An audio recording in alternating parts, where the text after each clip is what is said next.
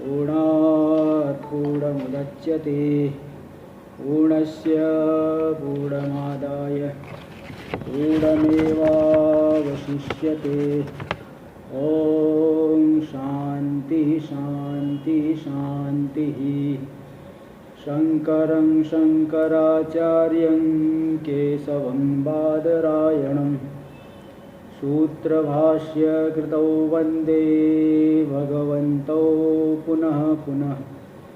ईश्वरो गुरुरात्मेति मूर्तिभेदविभागिने व्योमवद्व्याप्तदेहाय दक्षिणामूर्तये नमः।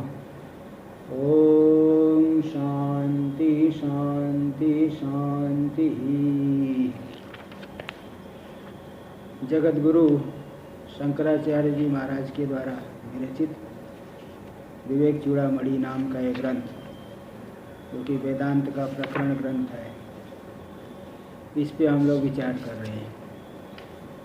इसमें यहाँ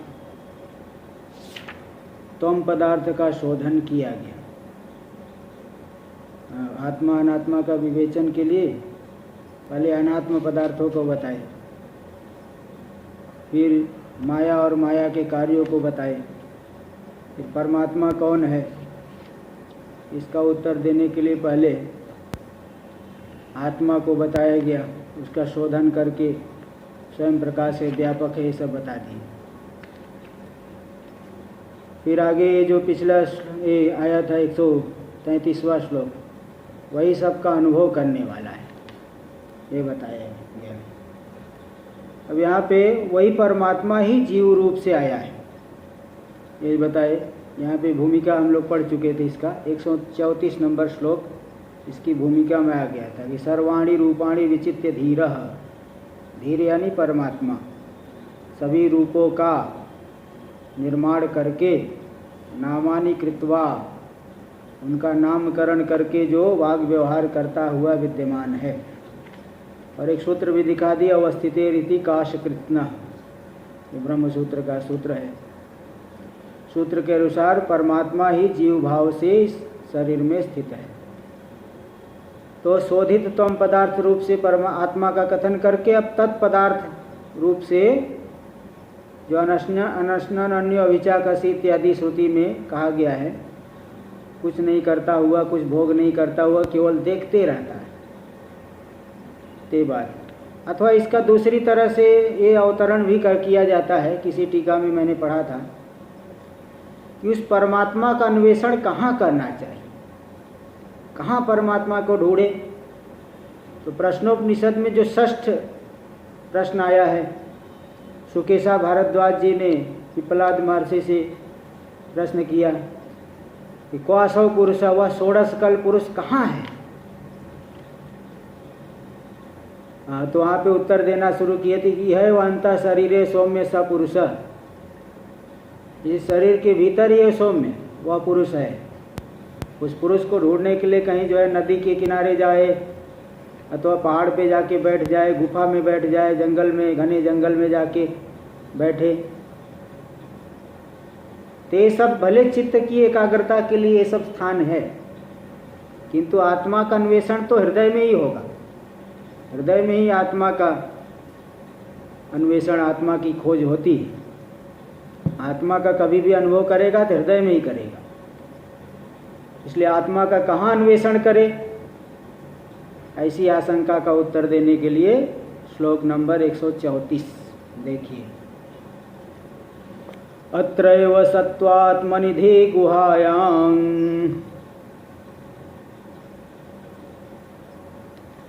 अव्याकृताकाशौरुप्रकाशः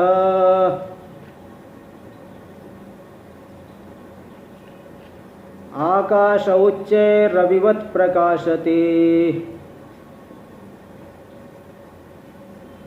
स्वत्तेजसा विश्वमिदं प्रकाशयन्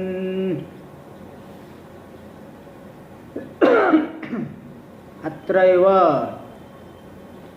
यही पे इसी साधक के शरीर में, इसी जीव के शरीर में ही, स्थूल शरीर के भीतर ही, कहीं जाने की जरूरत नहीं है, शरीर के भीतर ही कहाँ ढूंढे? सत्वात्मनिधि गुहायाम, जो सत्व गुण की प्रधानता वाली बुद्धि रूपी गुफा है।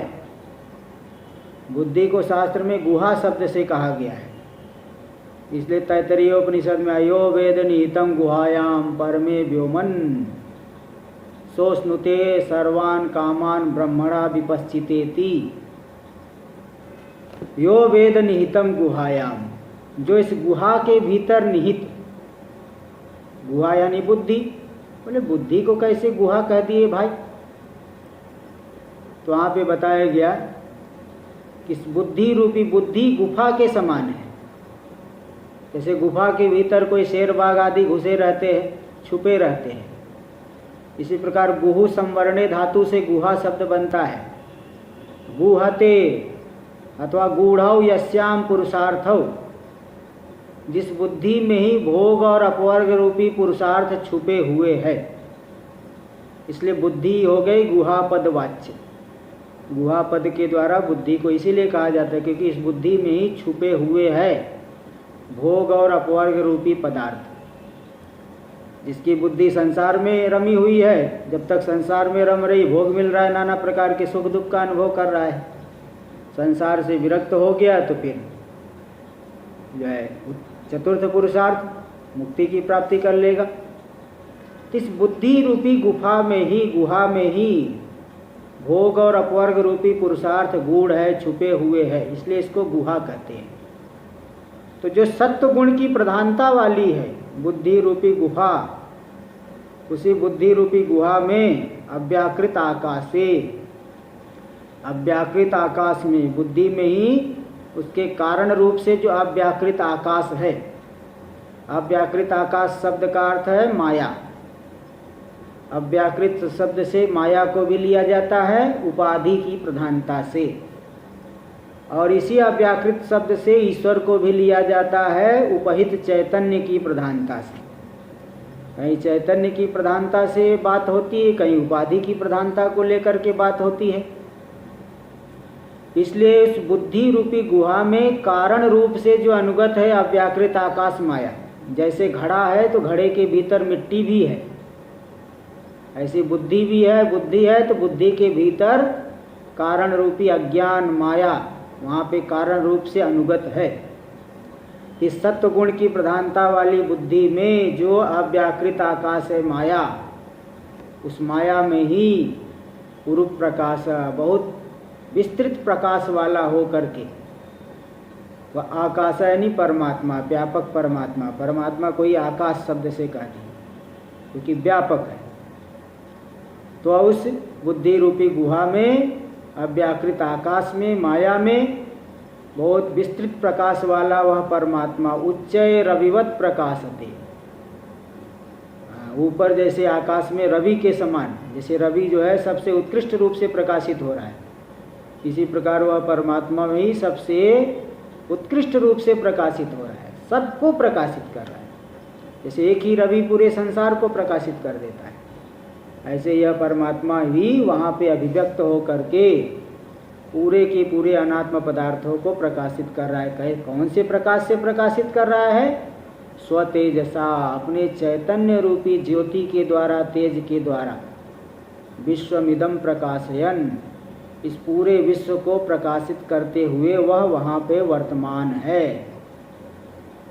इसलिए भाई उसको ढूंढना कहाँ है? उसी बुद्धि में ही ढूंढना है, बुद्धि में ही इसका अन्वेषण हो जाता है।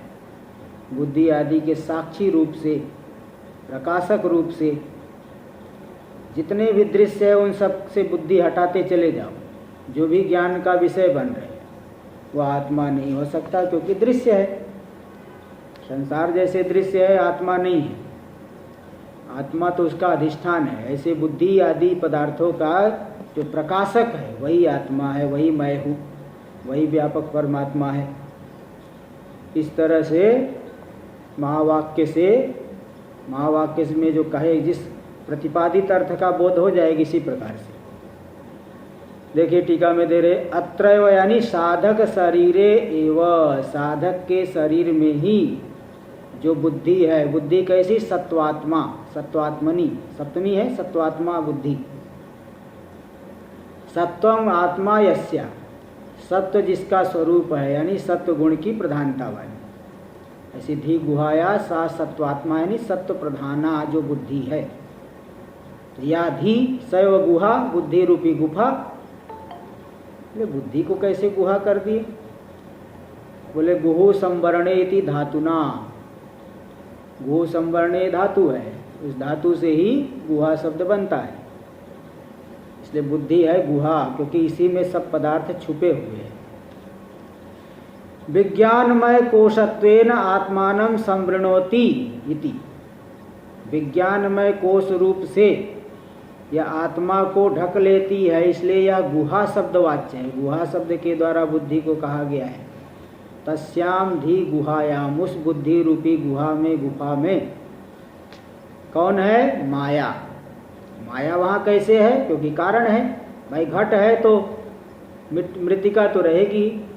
घड़े का पानी पियो तो आपको मिट्टी की सुगंध आएगी, पानी से मिट्टी की खुशबू आएगी, उसका स्वाद अलग ही आता है। तो घट के भीतर मृतिका है, वो तो तीनों कालों में रहेगा। इसी प्रकार बुद्धि आदि का कारण है माया, तो उपादान रूप से वहाँ रहेगी। इसलिए करे उपादानत्वेन अनुस्यूतः यह अव्याकृताकाशः माया, उपादान रूप से बुद्धि आदि में जो अनुगत है अव्याकृत आकाश माया। तस्मिन् अव्याकृत आकाशे, उस अव्याकृत आकाश माया में वह परमात्मा प्रकाशित होता है। उरु प्रकाश यानी उरु यानी अधिक प्रकाश, अधिक प्रकाश रूप है। बोले अधिक प्रकाश मतलब क्या? भाई जैसे कोई एक को प्रकाशित कर रहा है तो बोले देखो इसका प्रकाश बहुत थोड़ा है, ज़्यादा दूर नहीं प्रकाशित कर पाता। दीपक आदि कोई जो है बहुत पावरफुल बल्ब है, दूर तक प्रकाशित कर देते, बोलते देखो ये बहुत अधिक प्रकाश वाला है। पूरे संसार का प्रकाशन कर रहा है जैसे सूर्य, तो फिर जो है कहेंगे देखो सूर्य सबका प्रकाशक है। और यह आत्मा तो सूर्य चंद्र आदि का भी प्रकाशन कर रहा है। शरीर, सूर्य के प्रकाश की गति तो शरीर के भीतर नहीं है। शरीर के भीतर मन में कोई संकल्प हो रहा है, विकल्प हो रहा है, बुद्धि निश्चय कर रही है, अहंकार अभिमान कर रहा है, ये सब सूर्य के प्रकाश में देखने की जरूरत नहीं है। आत्मरूपी प्रकाश में ही सब के सब प्रकाशित हो रहे हैं। इसलिए ज्ञान रूप बहुत विस्तृत प्रकाश वाला है, अधिक प्रकाश है, यानी ज्ञान रूपतया सर्वावभासकत्वात्, सभी का प्रकाशक होने से वह अधिक प्रकाश वाला है। इसमें श्रुति प्रमाण दे तद्देवा ज्योतिषाम ज्योति आयुर्होपासते मृतम, इस परमात्मा को देवता लोग, ये ज्योति ज्योतियों की ज्योति है, उसकी उपासना करते, आयु रूप से अमृत रूप से उपासना करते हैं, ऐसी एक श्रुति आई है। ज्योतियों की भी ज्योति ऐसा कहा।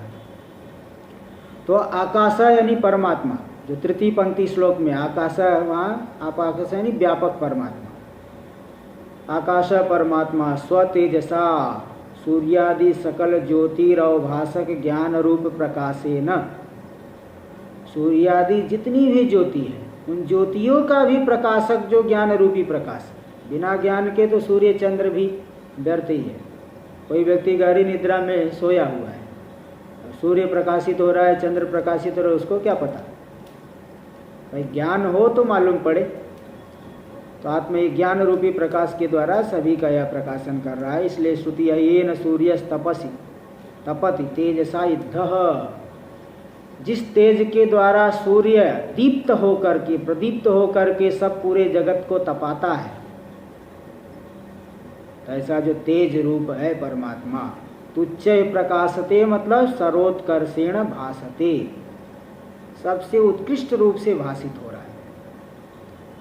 अथवा एक दूसरे प्रकार से अन्वय करें, उच्चय रविवत इति वा अन्वय, जैसे ऊपर आकाश, उच्चय के एक अर्थ कर रहे सबके सबसे उत्कृष्ट रूप से प्रकाशित हो रहा है।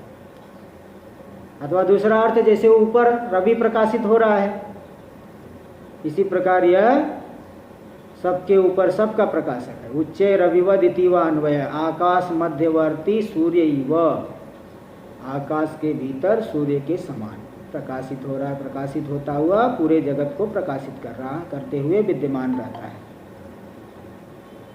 ऐसा आ गया। एतेन, इसके द्वारा क्या कहा गया? पूर्व श्लोके एषोन्तरात्मा पुरुष इति इत्यत्र कथित। पूर्व श्लोक जो श्लोक नंबर 133 आया था उसमें एषो अंतरात्मा, यह सबका अंतरात्मा अनुभव करने वाला ये सब बताया गया। इत्यत्र कथित, तो पुरुष शब्द आया था वहाँ पे, तो वहाँ पे कहा गया पूरी यानी शरीरे सेतेति पुरुष, स्थूल शरीर में शयन करता है, शरीर में शयन करता है, वहाँ कहा गया है। कौन कौन से शरीर में शयन करता है? तो तीनों शरीर को यहाँ देखिए बता दिया गया। अत्र इति स्थूल शरीरे धी गुहायाम, अत्र से स्थूल शरीर को लेना, धी गुहा शब्द से सूक्ष्म शरीर को लेना, सूक्ष्म शरीरे, अव्याकृत आकाश इति कारण शरीरे, तो तीनों ही शरीरों में वह प्रकाशते, प्रकाशित हो रहा इति कथनात् विवृतः, ऐसा कथन करने से पूर्व श्लोक में जो एषो अंतरात्मा पुरुषा कहा गया उस पुरुष शब्द की व्याख्या कर दी गई। पुरी में शयन कर रहा है, कौन कौन सी पुरी में, कौन कौन से शरीर में? तो स्थूल शरीर में, सूक्ष्म शरीर में, कारण शरीर में, तीनों प्रकार के शरीर में वह शयन करता है। इस कथन से उसका विस्तार हो गया। सकल दिग अवस्थित वस्तु भासकत्वम, गगन तल मध्यवर्ती रभे प्रसिद्धम, संपूर्ण दिशाओं में अवस्थित वस्तु का प्रकाशकत्व, ये तो रवि में प्रसिद्ध है। गगन तल के मध्य में जो स्थित है वो रवि में प्रसिद्ध है। तद्वत इसी प्रकार जैसे वह संपूर्ण वस्तुओं का प्रकाशन कर रहा है, इसी प्रकार सर्वांतर आत्मा सकल वस्तुओं भासक इति भाव, सर्वांतर आत्मा संपूर्ण वस्तुओं का प्रकाशक है, ये तात्पर्य है, ये भाव है, ते दिखाया गया। अब यहाँ पे देखिए, मन के समान यह विकारी नहीं, मन भी तो जान रहा है वृत्ति के द्वारा, लेकिन मन विकारी होता है, आत्मा जो है विकारी नहीं है, सबका प्रकाशन करने पर भी विकारी नहीं है। इसको दिखा रहे हैं अगले श्लोक में, श्लोक नंबर 135। पहले उच्चारण कर लेते हैं। ज्ञाता मनोहंकृत विक्रियाणां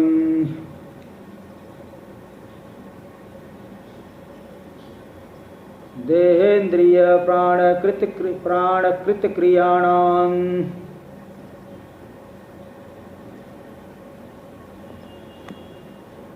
अयोग निवत्तान अनुवर्तमानो न चेष्टते नो विकरोति किंचन।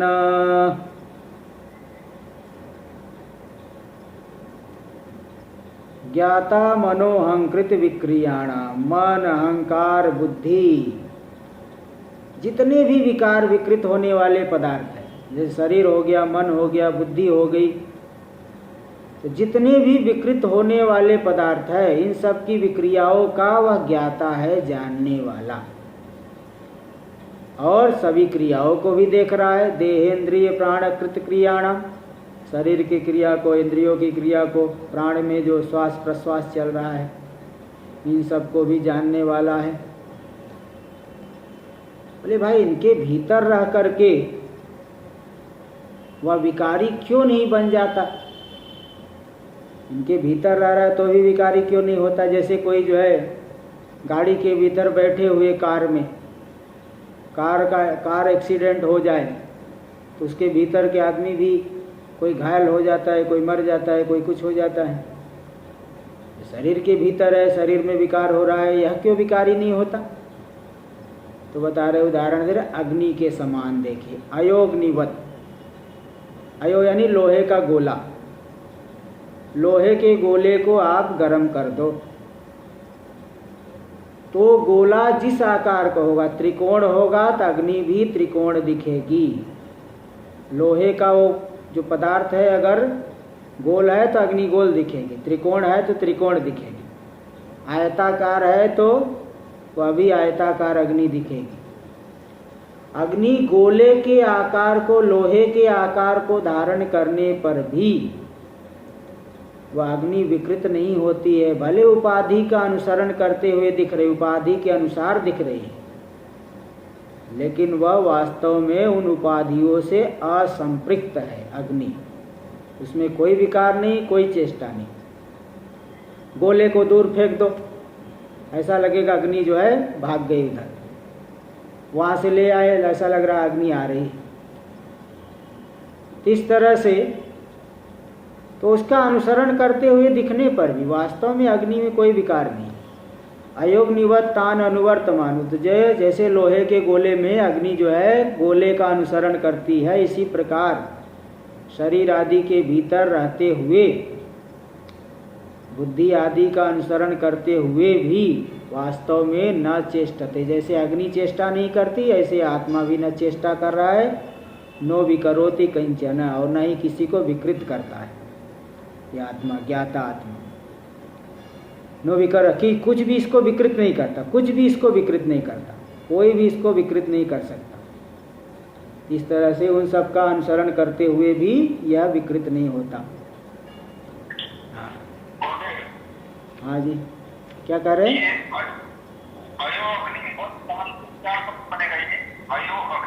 हाँ, अयोग्निवत, अयो अग्नि, यहाँ जो है खंडाकार होना चाहिए तो मतलब ये संधि कार्य हो जाता है। अयोग्निवत तान अनुवर्तमान, हाँ तान, तान यानी उन उपाधियों को, जैसे देखिए बता दिए ना, शरीर इंद्रिय मन बुद्धि, इन सभी उपाधियों का अनुवर्तमान यानी अनुसरण करता हुआ। अयोग्निवत तान अनुवर्तमानो, ठीक है।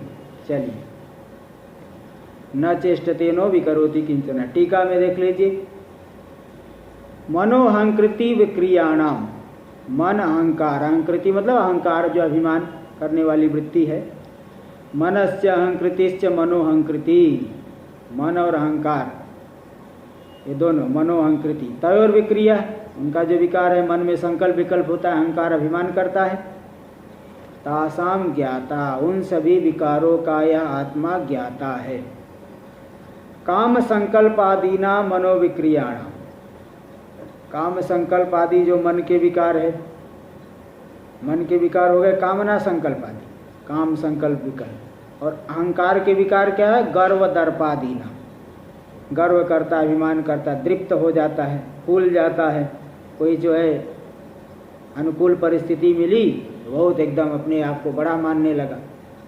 जैसे कोई व्यक्ति होता है किसी कार्य में सफलता मिल गई और दूसरा विफल हो गया तो अपने आप को बहुत बड़ा मान लिया, इसको कहते दर्प।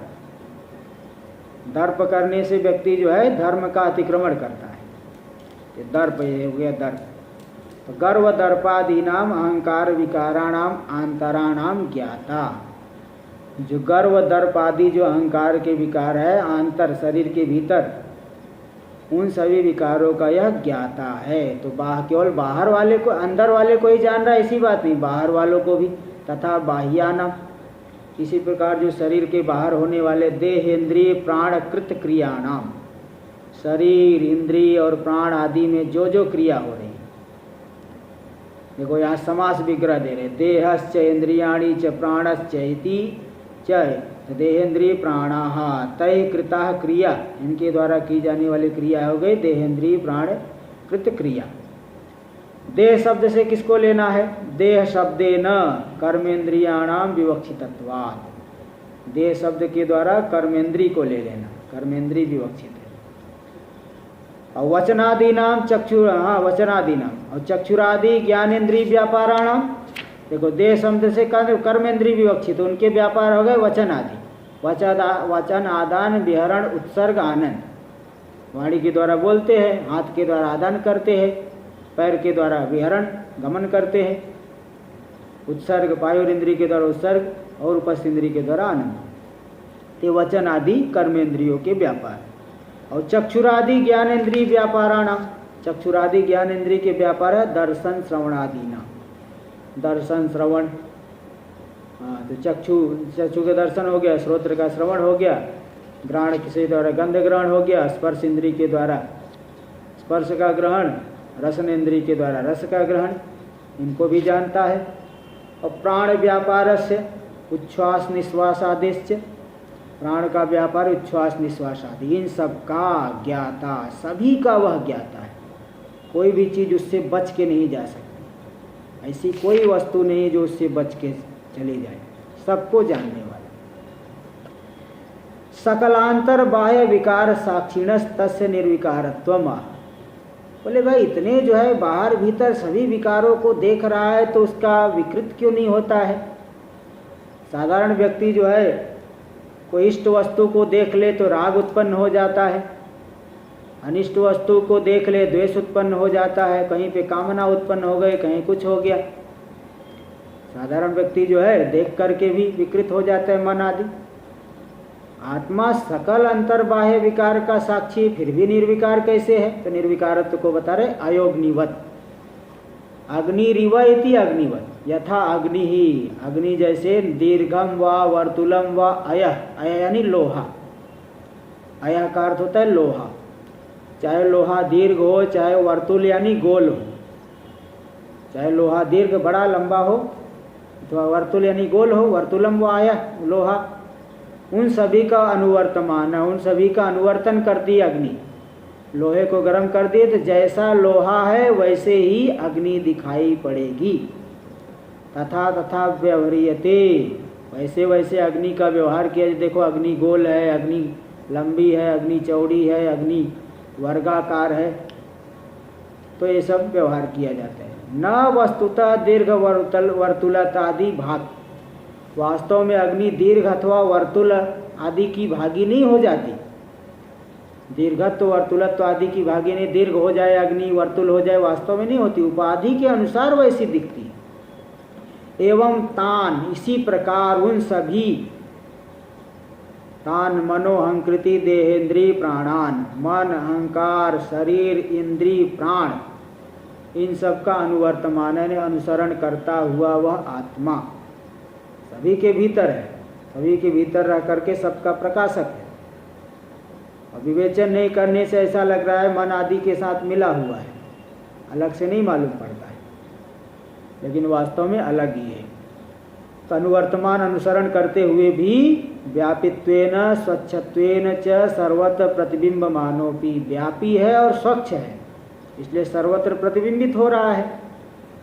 प्रतिबिंबित होने पर भी तत्त व्यापारवत्वेन व्यवहारे माड़ोपि, व्यापार वाला हो करके मैं खाने वाला, मैं जाने वाला, मैं ये कर रहा हूँ, मैं वो कर रहा हूँ, इस तरह से तादात्म्याध्यास से सभी शरीर आदि के धर्मों का उसमें अध्यास हो जाता है।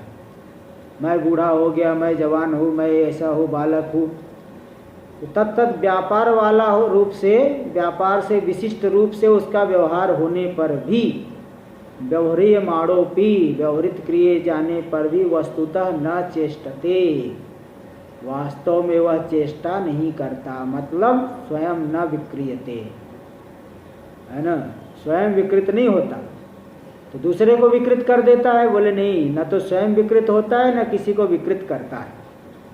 नो विकरोति किंचन कुत्रापि विक्रियाम नोत्पादयति च, और दूसरी जगह कहीं पे भी विकार को उत्पन्न भी नहीं करता, ना तो स्वयं विकृत होता है न ही विकार को उत्पन्न करता है। केवल सन्निधि मात्र से, सत्ता मात्र से सबकी प्रवृत्ति निवृत्ति का हेतु बन जाता है। जैसे सूर्य से इव, सूर्य के समान ही सानिध्य मात्रा, सानिध्य मात्रा, सन्निधि मात्र से ही जड़ प्रवृत्ति हेतुत्व आत्मनः, जड़ प्रवृत्ति का हेतु वह बनता है सन्निधि मात्र से, सत्ता मात्र से, न तो किंचित व्यापारवत, किसी व्यापार से विशिष्ट हो करके वह करवाता है, ऐसी बात नहीं है। केवल सन्निधि मात्र से सबकी प्रवृत्ति का हेतु बन जाता है, इति भावये तात्पर्य है। तो तमिल, हाँ जी बोलिए राजू भाई। दूसरी पंक्ति में जो है बाह्य विकार साक्षिण है, हाँ, तो ये साक्षिण किसका विशेषण है? आत्मा का। तो आत्मा तो नपुंसकलिंग है, साक्षिणा तो पुल्लिंग है ना? नहीं, आत्मा पुल्लिंग है, आत्मा कहाँ नपुंसकलिंग है? शब्द आत्मन होगा ना? शब्द आत्मन है, इसीलिए तो आत्मा एक वचन में आत्मा दीर्घ हो जाता है ना, आत्मा। अच्छा, ठीक है। आत्मा शब्द सदा पुल्लिंग में ही चलेगा। क्या करें? हाँ, ब्रह्म शब्द नपुंसकलिंग है, आत्मा शब्द ऐसा है। ब्रह्म, सुनिए, ब्रह्म शब्द भी हर जगह नपुंसक नहीं लेना। अच्छा। ब्रह्मा जी के लिए प्रयोग करेंगे तो पुल्लिंग में चलेगा, ब्राह्मण जाति के लिए भी प्रयोग करेंगे, ब्राह्मण जाति को भी कभी कभी ब्रह्म ब्रह्म, हे ब्रह्मन, हे ब्रह्म, हाँ तो पुल्लिंग। तो भी पुल्लिंग। ब्रह्मा जी के लिए प्रयोग करोगे तो भी पुल्लिंग। हाँ, केवल जो है शुद्ध ब्रह्म के लिए जब प्रयोग करेंगे तब नपुंसकलिंग रहेगा। ठीक है महाराज। बस चलिए देखिए, तो तमेव अर्थम स हेतुकम विशदयति, इसी बात को, इसी अर्थ को हेतु के सहित थोड़ा स्पष्टीकरण करते हैं कि कैसे विकार नहीं होता। गीता में भी विनश्यत्स्व विनश्यंतम यह पश्यति स पश्यति। सभी विनाशी पदार्थों में जो अविनाशी पदार्थ है, वहाँ पे जिसकी दृष्टि जा रही है, सभी कहते मैं देख रहा हूँ, मैं देख रहा हूँ। अरे क्या देख रहे हो तुम? विनाशी पदार्थों को ही देख रहे हो तो तुम सही नहीं देख रहे हो। विनाशी पदार्थों में भी जो अविनाशी तत्व को ढूंढ ले, देख ले, वास्तव में वही देख पाता है। तो उसी गीता वाली बात को यहाँ बता रहे न जायते के द्वारा। न जायते, श्लोक नंबर 136। न जायते नो म्रियते न वर्धते,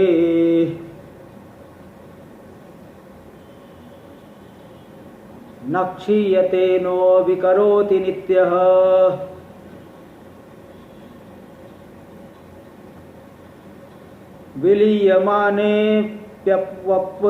विलीयमानेऽपि वपुष्यमुस्मिन्, न लीयते कुम्भैवाम्बरं स्वयं।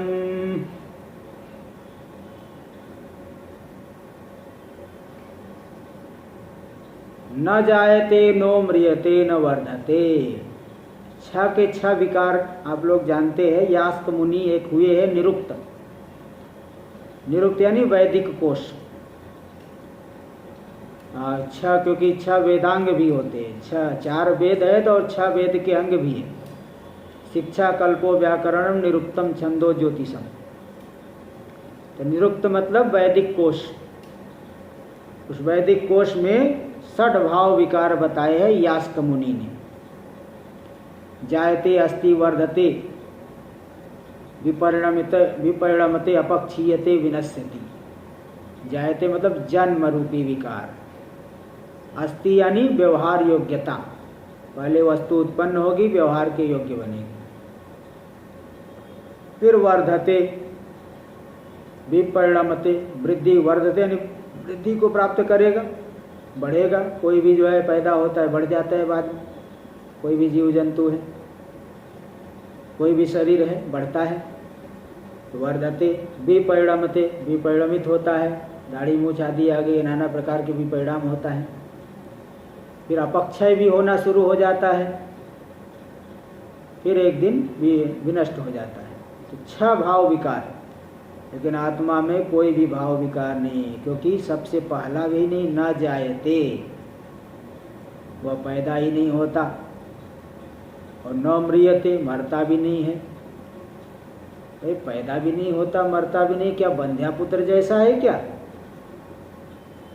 अरे नहीं, वो पहले से अनादिकाल से है, क्योंकि सबका प्रकाशक रूप से वह विद्यमान है। इसलिए ऐसा नहीं कह सकते बंध्या पुत्र जैसा है। तो न वर्धते, बढ़ता भी नहीं है। न क्षीयते, अपक्षय, उसका क्षय भी नहीं होता। और न विकरोति नित्य, और दूसरे किसी को विकृत भी नहीं करता। न जायते न म्रियते कहने से सब आ गए, 6 के 6। फिर भी वर्धते, अपक्षीयते, न क्षीयते, 2 को अलग से भी कह दिए। न विकरोति नित्य, न तो विकृत होता है और न ही दूसरे को भी विकृत करता है। विकार जो है, किसी भी प्रकार का विकार इसके अंदर नहीं है, क्योंकि यह नित्य है। विलीयमाने भी वपुषी अमुस्मिन, उस शरीर के विलीन होने पर भी, चाहे कोई भी शरीर है विलीन हो जाए, विलीन होने पर भी वह नष्ट नहीं होता। बोले ये क्या बात है भाई? बोले देख लो, जैसे कुंभ इवाम्बरम स्वयं, घड़े को आपने फोड़ दिया, आकाश नष्ट हो गया क्या? जैसे घड़े के फूटने पर आकाश स्वयं नष्ट नहीं होता, घट ही नष्ट होता है। इसी प्रकार घट स्थानापन्न हो गया शरीर। इस शरीर के नष्ट होने पर भी आत्मा का एक बाल भी बांका नहीं होता। कुछ भी नहीं इसके अंदर विकार होता। इसलिए ऐसी शंका नहीं कर लेना कि भाई कैसे विकृत नहीं होता है। यहाँ दृष्टांत देके बता दिए, जैसे कुंभ युवाम्बरम स्वयं, घड़े के नष्ट होने पर भी अंबर जो आकाश है स्वयं विनष्ट नहीं होता। ऐसे इस आत्मा को भी जानिए। टीका में जायते अस्ति विपरिणमते वर्धते अपक्षीयते नश्यति इति।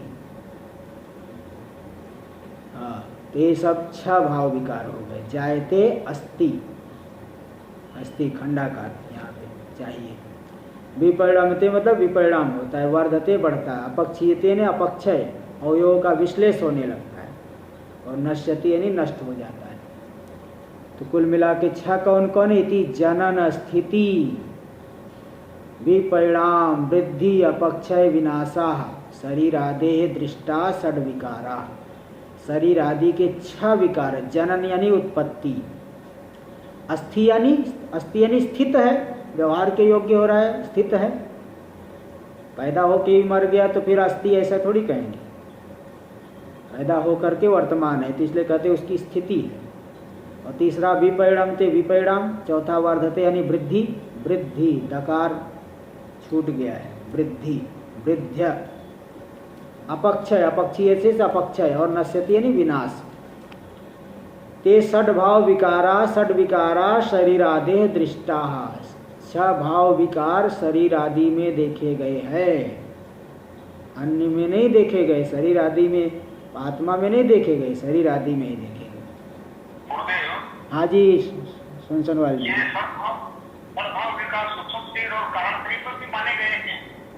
नहीं, ऐसा है कि जो कारण शरीर है ना अनादिकाल से, तो पहला वाला तो नहीं है लेकिन अंतिम वाला विकार है।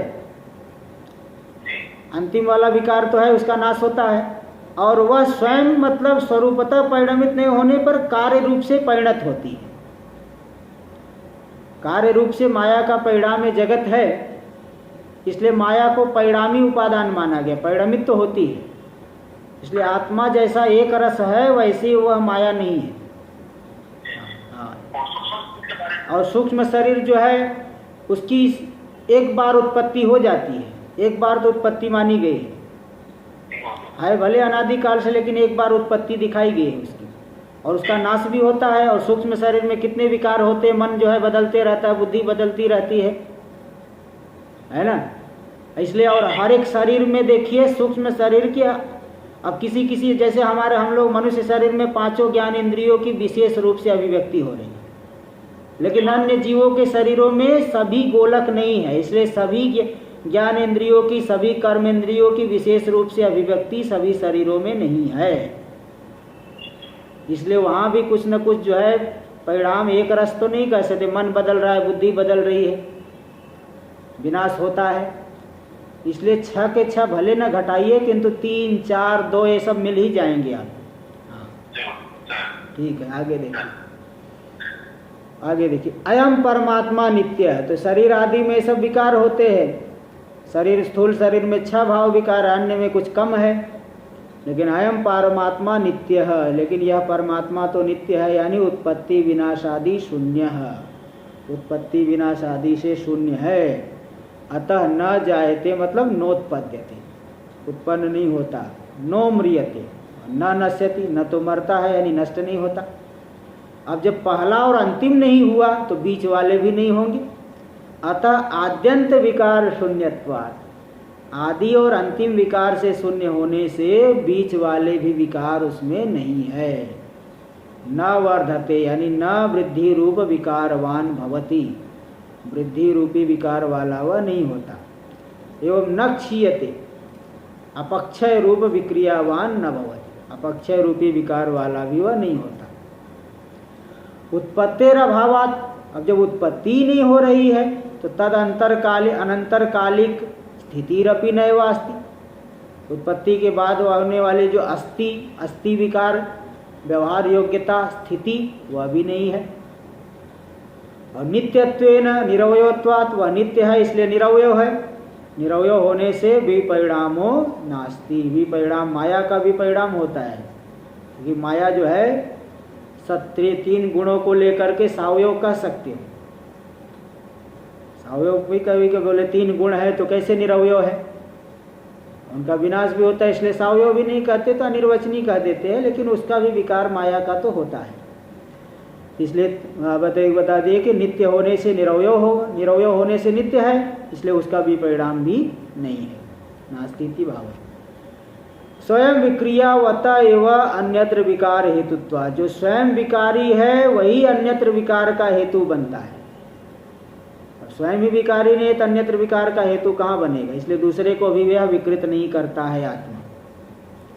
स्वयं विक्रियावत एवं अन्यत्र विकार हेतुत्वा सर्व विध विकार शून्य, सभी प्रकार के विकार से जो शून्य है, नो विकरोति इति, दूसरे को विकृत नहीं करता इति पूर्व श्लोकार्थ। पूर्व श्लोक का अर्थ सहेतुकतया कथितो, सहेतुक, हेतु से विशिष्ट रूप से यहाँ कह दिया गया, क्योंकि स्वयं सभी प्रकार के विकार से शून्य है, इसलिए विकार नहीं करता है। पूर्व श्लोक में आया था अंतिम में, नो विकरोति किंचन, किसी को विकृत नहीं करता, क्योंकि स्वयं सभी विकार से शून्य है। तो वहाँ पे हेतु रूप से यहाँ बता दिया गया, मतलब अन्यत्र विक्रियाम नोत्पादयति इत्यर्थः, दूसरी जगह यह विकार की उत्पत्ति नहीं करता इत्यर्थ। अस्मिन् व अमुस्मिन् वपुषि शरीरे विलीयमानेपि, इस शरीर के विलीन होने पर भी, नश्यत्यपि, नष्ट होने पर भी, जैसे कुंभे नश्यति अंबरमिव, कुंभ का नाश होने पर जैसे आकाश स्वयं नष्ट नहीं होता, आकाशम युवा स्वयं न लियते, जैसे कुंभ नष्ट हुआ आकाश नष्ट नहीं होता, इसी प्रकार शरीर के लीन होने पर भी आत्मा नष्ट नहीं होता। स्वतः परतो वा विकारो नास्ति इति भावः, कुल मिलाकर के तात्पर्य क्या हुआ कि आत्मा में न तो स्वतः विकार है, न ही किसी अन्य हेतु को लेकर के दूसरे के माध्यम से, शरीर के माध्यम से विकार आ जाए, ऐसा भी नहीं कर सकते। तो एकदम निर्विकार है, ये बात सिद्ध हुई। आगे सम्यक ज्ञानार्थम, सम्यज नहीं सम्यक, ज की जगह ग लिख लेना। सम्यक ज्ञानार्थं विज्ञानात्म परमात्मनो स्वरूपम एकीकृत्य आह, सम्यक ज्ञान के लिए जो विज्ञानात्मा जीव और परमात्मा, इन दोनों के स्वरूप को एकीकृत मिला करके अब बता रहे हैं, उपसंहार कर रहे हैं मिला करके। श्लोक नंबर 137, 137 नंबर श्लोक देखिए। प्रकृति विकृति भिन्न शुद्ध बोध स्वभाव,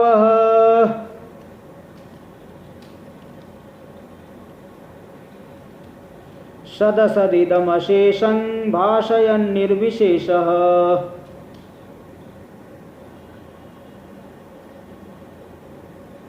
विलसति परमात्मा जाग्रदादिष्वस्था,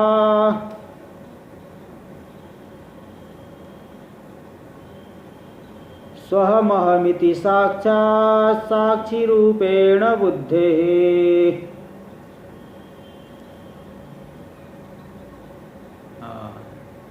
प्रकृति विकृति भिन्न, वह प्रकृति यानी माया विद्या उससे भी भिन्न है, और जितना विकार है आकाश आदि से लेकर के पूरा प्रपंच रूपी जो विकार है उन सब से भी भिन्न है। मतलब कार्य रूप भी नहीं, कारण रूप भी नहीं, कार्य कारण भाव दोनों से ही विलक्षण है, कार्य कारण भाव नहीं है उसमें आत्मा है।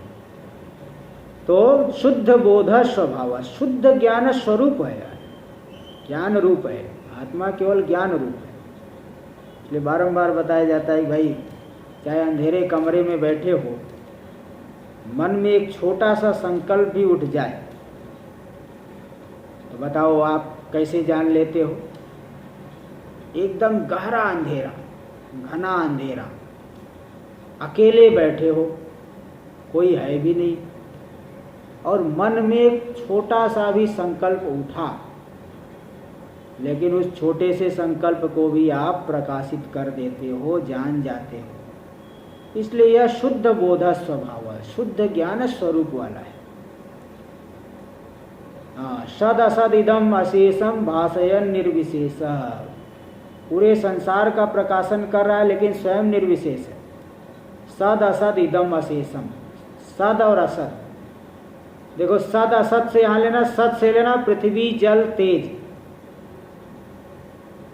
जिन जो दिखाई पड़ते हैं, और असत से लेना वायु और आकाश, जो आंख से नहीं दिखते। इस बात को बृहदारण्यक में भी है, सच त्यच अभवत, वह परमात्मा इस सद और त्यत रूप हो गया। सद यानी क्या?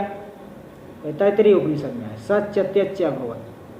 सद यानी पृथ्वी जल तेज, क्योंकि वो दिखाई पड़ते प्रत्यक्ष आंख से, कहते है। और असद यानी जो प्रत्यक्ष नहीं दिखते, आंख आदि से नहीं दिखते, वायु और आकाश। तो सद से ले लीजिए पृथ्वी जल तेज, और असद से वायु और आकाश, और इन सभी का जितना भी विकार है, सद असद इदम अशेषम, पूरी तरह से इस सब पूरे जगत को, भाषयन निर्विशेष, सबको प्रकाशित करता हुआ भी निर्विशेष, स्वयं निर्विशेष है, किसी भी प्रकार की विशेषता से रहित है, किसी भी गुण धर्म से रहित है। ऐसा जो परमात्मा है ज्ञान स्वरूप, विलसति परमात्मा, विलास कर रहा है, सभी अवस्था में वह विलास कर रहा है, प्रकाशित हो रहा है। जागृत आदि अवस्था, जागृत स्वप्न सुषुप्ति समाधि, इन सभी अवस्थाओं में वह प्रकाशित हो रहा है। कैसे प्रकाशित हो रहा है? अहम अहमिति साक्षात साक्षी रूपेण बुद्धि, अहम अहम, इस तरह से प्रत्यक्ष रूप से मैं करके सभी अवस्थाओं में प्रकाशित हो रहा है। तो साक्षात प्रत्यक्ष रूप से, बुद्धि के साक्षी रूप से यह परमात्मा ही सभी अवस्थाओं में सबको प्रकाशित करते हुए विद्यमान है, साक्षी रूप से वर्तमान है, प्रकाशित हो रहा है। टीका में देखिए, प्रकृति विकृति भिन्न। प्रकृति कौन है? प्रकृति अविद्या, प्रकृति से लेना अविद्या जो कारण है। अविकृतय आकाश आदय, विकृति से ले लीजिए आकाश आदि को। और तद भिन्न, इन दोनों से ही भिन्न है, मतलब कार्य कारण व्यतिरिक्त इत्यर्थ। कार्य से भी व्यतिरिक्त है, कारण से भी व्यतिरिक्त है, कार्य कारण भाव से रहित है। शुद्ध बोध स्वभाव, शुद्ध ज्ञान स्वरूप, शुद्ध निर्विषय या बोध। एक तो होता है सविषय का ज्ञान, है ना, सविषय ज्ञान, जैसे घट ज्ञान, पट ज्ञान, इसको कहते हैं सविषय का ज्ञान। और यह शुद्ध बोध स्वयं ज्ञान स्वरूप है, निर्विषय, किसी का विषय नहीं बनता, ऐसा ज्ञान स्वरूप है। तो ऐसा यह बोध है यानी ज्ञानम, तदेव स्वभाव यानी स्वरूपम यस्य, से ज्ञान जिसका स्वरूप है, सा केवल दृक् रूप है, केवल दृक् रूप है, ज्ञान रूप है, चिन्ह मात्र है, इसलिए इसको चिन्ह मात्र भी कह देते हैं। तिदं प्रत्यक्षादि प्रमेयम सत, तो यह जो है, जो देखो सत शब्द से सद असत सब का प्रकाशन कर है। सद किसे कहते हैं? जो यह प्रत्यक्षादि प्रमाणों से प्रमेय है, प्रमाणों के द्वारा जानने में आ रहा है। इदम प्रत्यक्षादि प्रमेयम सत, प्रत्यक्षादि प्रमाणों का जो प्रमेय है सत कौन है? तीन, तेज आदि, तेज, जल और पृथ्वी। तो सत से लेते तीन को, यानी मूर्तम, जिसमें जो मूर्त पदार्थ है, जिसमें रूप है, जिनका प्रतिबिंब पड़ता है, उनको कहते हैं मूर्त। तो रूपवत्ता हो तो उसे मूर्त कहेंगे। और असत जिसमें कोई रूप नहीं है, आकाश और वायु, अमूर्तम, अमूर्त पदार्थ है, आकाश वायु आदिकम। अशेषम समस्तम भाषण, ऐसे संपूर्ण जगत को प्रकाशित करता हुआ भी स्वयं निर्विशेष है। निर्विशेष है निर्धर्मक, उस आत्मा में कोई धर्म नहीं आ जाता, स्वयं तो वह निर्विशेष है। तो ऐसा जो परमात्मा है तीनों ही अवस्थाओं में, परमात्मा जागृत आदिषु, जागृत स्वप्न सुषुप्ति आदिषु अवस्थासु, जागृत अवस्था में भी नाना प्रकार की विस्तृत प्रपंच को, नाना प्रकार की क्रियाओं को प्रकाशित कर रहा है, और स्वप्नावस्था में भी संस्कार से दिखने वाले संसार को प्रकाशित कर रहा है, सुषुप्ति अवस्था में अज्ञान को ही प्रकाशित कर रहा है, जागृत आदि के पदार्थ नहीं, वहाँ पे इन सब को भी प्रकाशित कर रहा है। इन सभी आदि से समाधि अवस्था ले लीजिए, समाधि अवस्था जिसमें समाहित हो गया है, पूरा जगत का अभाव वहाँ मालूम पड़ रहा है, कोई जो है जगत नहीं, केवल जो है एक चिन्ह मात्र। इन सभी अवस्था में बुद्धे साक्षी रूपेण सुसुप्तवत्, बुद्धि आदि बुद्धि के साक्षी रूप से, बोले बुद्धि के साक्षी रूप से कह दिए तो सुसुप्ति अवस्था में कहाँ से बुद्धि है? बोले नहीं, सुसुप्ति अवस्था में भी बीज रूप से बुद्धि है, बीज रूप से बुद्धि वहाँ रहती। बीज मतलब कारण रूप से। भाई जब तक ज्ञान नहीं होगा तब तक जो है कारण सहित है उसका नाश नहीं हुआ, इसलिए बीज रूप से कारण रूप से बुद्धि वहाँ पे भी वर्तमान है सुसुप्ति अवस्था में।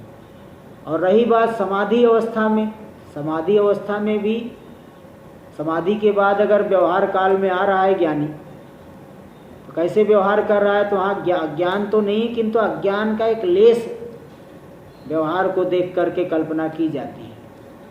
उस अज्ञान लेस के बल से, प्रारब्ध के बल से थोड़े समय तक शरीर आदि बने रहते हैं, इसलिए उन सब का प्रकाशन करते हुए वह आत्मा विद्यमान है।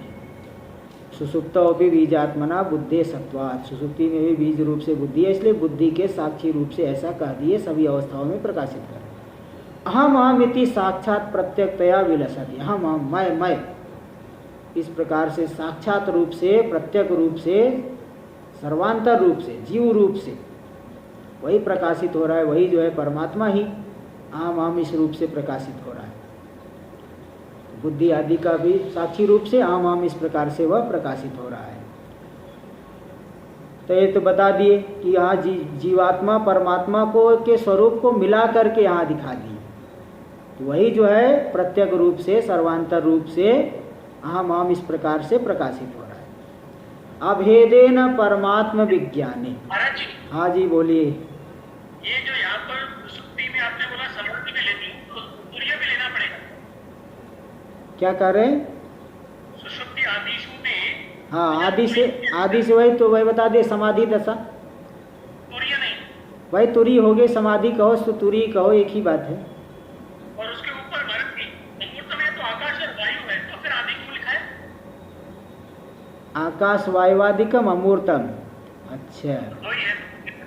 हाँ, आकाश वायुवादिकम, तेज आदि हो तो वही बस उनके जो है आकाश वायु आदि, और उनका विशेष रूप जो है ले लीजिए, ठीक है।